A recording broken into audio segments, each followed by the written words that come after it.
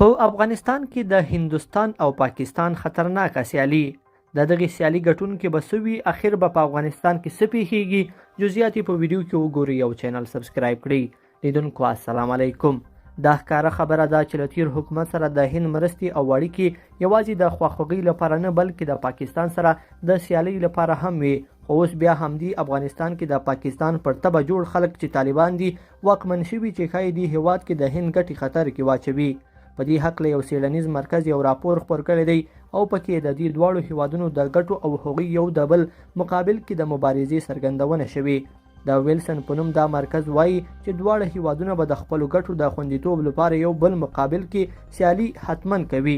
د دې مرکز مرستیال مایکل ګولډمن په خپله تازه مرکه کې ویلي چې هند هڅه کوي ترڅو افغانستان کې خپلې ګټې خوندي کړي، خو دا هیواد په دې ډاډه دی چې مقابل لوري پاکستان به د دوی ګټې په حتمي ډول سره ګواښي او اجازه به ورنه کړي چې په اسانۍ هند خپلو موخو ته ورسیږي.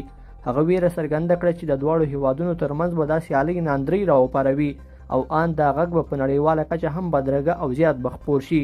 د اوس لپاره د دې سیالیو د پیل خبره وکړه او یوه ښه بیلګه په یادو هیوادونو کې د افغانستان په هکله د کنفرانسونو جوړول وبلل. ما د خدای جل جلاله لپاره یار نه دی لیدلی. پاکستان او هند دوه هغه هیوادونه دي چې یو د بل وړاندې هم په مستقیم ډول سیالۍ کړې دي او همدارنګه په افغانستان کې هم د خپلو موخو لپاره ډیر څه کړي. اصلي خبره همدا ده چې په دې دوه هیوادونو کې له افغانستان سره د هر یو نږدېوالی د دوی د سیالیو یوه برخه ده. وړاندې پاکستان خو اوس هند د افغانستان څخه ډار لري او غواړي خپلې سیالۍ په ګټه واړوي. لیدونکو په دې هیله چې دا مطلب به مو تر پایه لیدلی وي. کومه ویډیو خوښه شوې ویډیو لایک کړئ او چینل سبسکرایب کړئ. تر بیا ښه وخت.